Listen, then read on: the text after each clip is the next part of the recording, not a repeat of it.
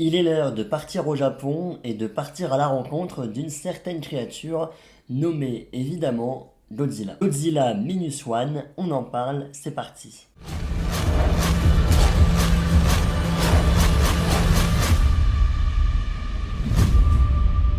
Godzilla -1.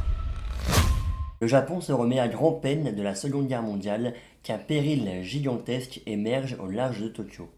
Koichi, un kamikaze déserteur, traumatisé par sa première confrontation avec Godzilla, voilà l'occasion de racheter sa conduite pendant la guerre. Oui, de parler de Godzilla Minus One, je voulais tellement vous en parler sur cette chaîne, puisque oui, j'ai eu l'occasion de voir le film, moi, il y a quelques jours de ça. Voilà, c'était lundi, donc il y a 2 jours quand je fais cette vidéo.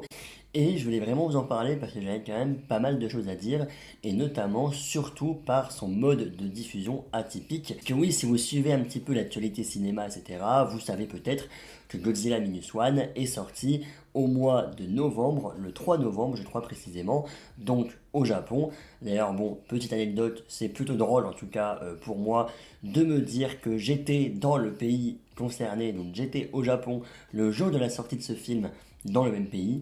Voilà, et sachez en tout cas qu'en termes de communication là-bas, eh ben, j'ai vu pas mal de Godzilla Minus One, même les bandes annonces affichées à l'intérieur des métros, voilà, à l'intérieur des rames de métro, également les peluches dans les machines à grappin, là, Godzilla qui commençait à arriver, puisque bon voilà, Godzilla c'est clairement oui la culture japonaise, le kaiju, etc. Et donc forcément, dès qu'il y a un nouveau film Godzilla qui arrive, et ben les Japonais vont le voir. Surtout là, un film donc, qui est réalisé par un Japonais, réalisé par Takashi Yamazaki. Le film est sorti en France au mois de décembre dernier, mais seulement pour 2 jours, oui. Donc c'était le 7 et le 8 décembre. En plus, c'était en pleine semaine, je ne sais plus quel jour ça tombait, mais je crois que c'était un jeudi et un vendredi. Mais voilà, seulement 2 jours, en plus dans des salles spéciales, donc en IMAX et en 4DX. Moi de mon côté, il faut que je bouge un petit peu, en tout cas de où je suis, pour aller sortir dans du 4DX, parce que IMAX, j'en ai pas par chez moi, mais effectivement 4DX j'en ai, mais je voulais pas découvrir Godzilla en 4DX parce que voilà, d'ailleurs j'ai refait de la 4DX aujourd'hui, d'ailleurs c'est la deuxième fois que j'en fais. Voilà, j'avais été la première fois l'année dernière pour voir le film Demon Slayer en 4DX, et oui, bon, c'était pas fameux parce que, bon, trop de mouvements, trop de trucs trop brusques. Voilà, j'avais pas mal à la tête. Tout ça pour dire que pour découvrir un film pour la première fois, j'avoue que la 4DX, je ne conseille pas forcément. Même si aujourd'hui, j'ai vu Ready Player One, oui, et ça c'était très cool en 4DX, j'avoue.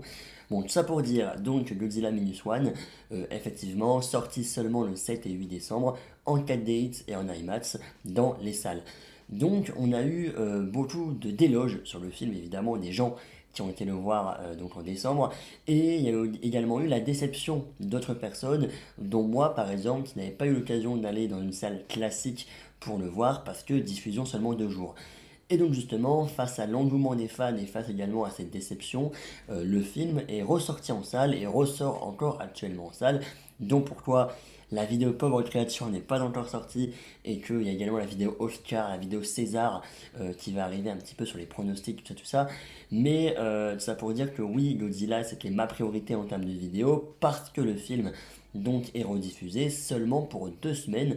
Oui, c'est déjà bien, c'est mieux que 2 jours, mais 2 semaines ça va vite, n'est-ce pas? Le film est donc sorti ce 17 janvier, voilà, il quitte les salles mercredi prochain, le 31 janvier. Là actuellement, si vous n'avez pas encore vu Godzilla Minus One, il vous reste, oui, une petite semaine, même moins d'une semaine, pour aller le découvrir. Et honnêtement, je vous le dis directement, foncez voir ce film.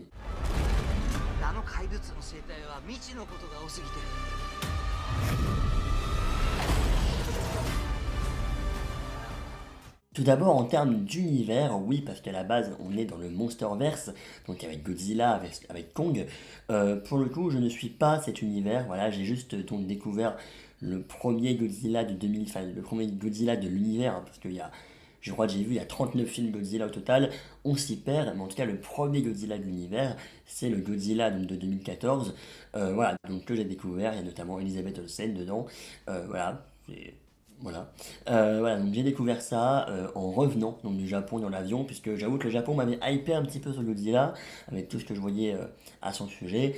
Et donc, du coup, je me suis dit, bah, why not, regarder le premier dans l'avion. Et j'ai passé un bon moment. Voilà, j'avais mis 14, je crois, en termes de notes, 14 ou 15. C'était en tout cas, oui, un bon moment. Mais j'avoue que j'ai pas pris le temps de regarder la suite, que ce soit Godzilla 2, que ce soit le Kong, que ce soit les Godzilla vs Kong, et notamment le prochain Godzilla vs Kong qui sortira au mois d'avril, hein, voilà, The New Empire. Mais voilà, on sent en tout cas, on va y revenir évidemment par rapport à ce Godzilla Minus One, mais dans le Monsterverse, on sent le côté blockbuster hollywoodien, on sent le côté effets spéciaux et bruit visuel un petit peu quand même, surtout dans la bande-annonce du The New Empire. Que fait Kong avec un gant de l'infini? On se le demande. Et justement, transition toute trouvée, non pas pour parler du Gant de l'Infini, mais le budget donc, de Godzilla Minus One, donc de seulement 15 millions de dollars. Oui, seulement 15 millions. Quand on sait que les Marvel, etc., maintenant, c'est du 200 millions minimum en termes de budget. J'abuse peut-être un peu, mais pas du tout. En plus, c'est moche. Ant-Man, coucou. Voilà, donc 15 millions de budget pour ce film. Bon, d'ailleurs, pour revenir avec cet univers, donc Godzilla Minus One n'est pas considéré dans cet univers hollywoodien. On est vraiment dans un film qui a été déroulé au Japon, enfin qui se déroule au Japon, et donc qui a été réalisé, fait par des Japonais. On est totalement à l'écart finalement de ce qu'on voit à Hollywood. Et j'ai envie de dire heureusement, parce qu'encore une fois le budget de seulement 15 millions de dollars, on a quelque chose de joli en termes d'effets spéciaux, je vais pas dire super joli, mais joli en termes d'effets spéciaux.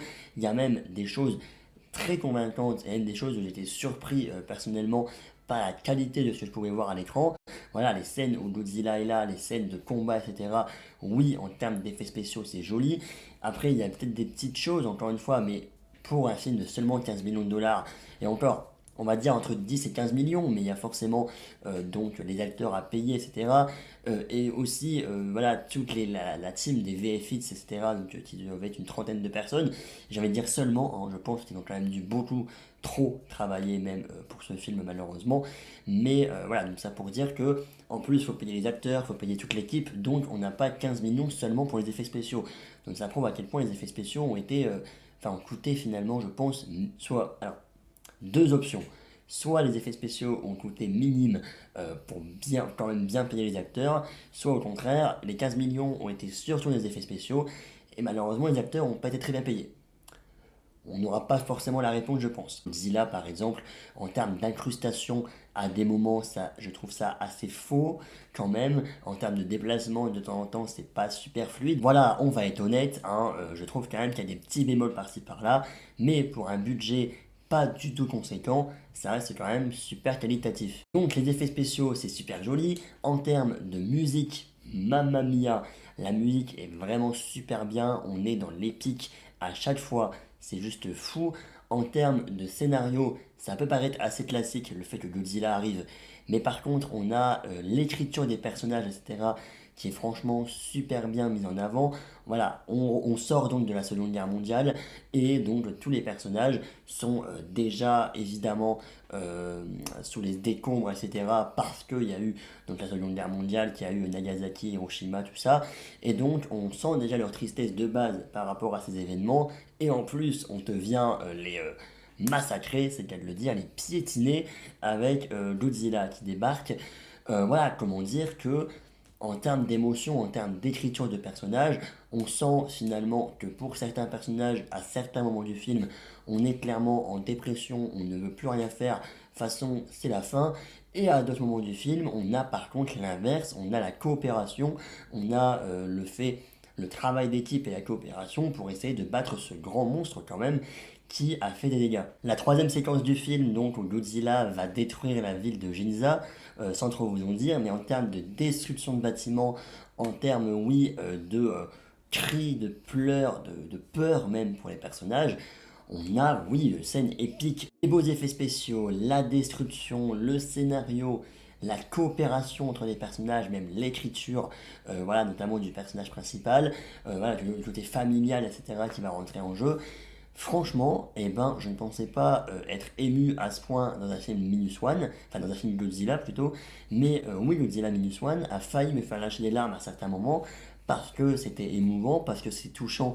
Voilà, le personnage principal qui parle de sa fille, bon, regardez le film, vous comprendrez, voilà, qui parle de sa fille, qui parle voilà, de sa famille en général, c'est touchant. Une scène où il y a un scientifique qui va expliquer son plan, etc., pour battre Godzilla, et à ce moment-là, c'est est-ce que la population, est-ce que les personnes vont bien vouloir travailler pour ce plan, mais en même temps, tu as aussi le fameux dilemme du on a déjà vécu la Seconde Guerre mondiale, là, ça y est, on peut dire enfin de profiter de sa famille, est-ce qu'on va risquer sa vie pour Godzilla? Enfin, plutôt, est-ce qu'on va risquer sa vie, est-ce qu'on va risquer justement de mourir pour un plan qui peut-être ne fonctionnera pas et voilà, ils ont quand même vécu la Seconde Guerre mondiale, etc. Ils peuvent souffler malgré encore une fois un Godzilla qui détruit les villes. Enfin voilà, c'est déjà la fin de cette vidéo, effectivement, c'est une petite vidéo je pense, en tout cas je suis déjà à 15 minutes de rush, mais on verra bien avec le montage. Je pense en tout cas que ce sera une courte vidéo, juste pour vous dire que Godzilla Minus One vaut clairement le détour pour son petit budget et pour le fait que ça change, oui, des gros blockbusters hollywoodiens, notamment du Monsterverse ou même en général Hollywood, hein. Voilà, les films de super-héros, tout ça, les gros films à haut budget qui finalement sont moches. Là, ça prouve que même si on connaît pas les conditions de travail, et voilà, je pense en tout cas, est-ce que le budget du film a été plus dans les effets spéciaux ou dans ou dans le salaire des acteurs? Je ne sais pas, mais en tout cas, effectivement, j'ai trouvé ça, le film, hein, j'ai trouvé ça vraiment bien, vraiment qualitatif. L'écriture des personnages est vraiment bien, c'est touchant à des moments, on a limite les larmes, les scènes d'action sont épiques, c'est tout ce qu'on demande. Bref, Godzilla Minus One, honnêtement, c'est un petit coup de cœur même gros coup de cœur pour ce mois de janvier.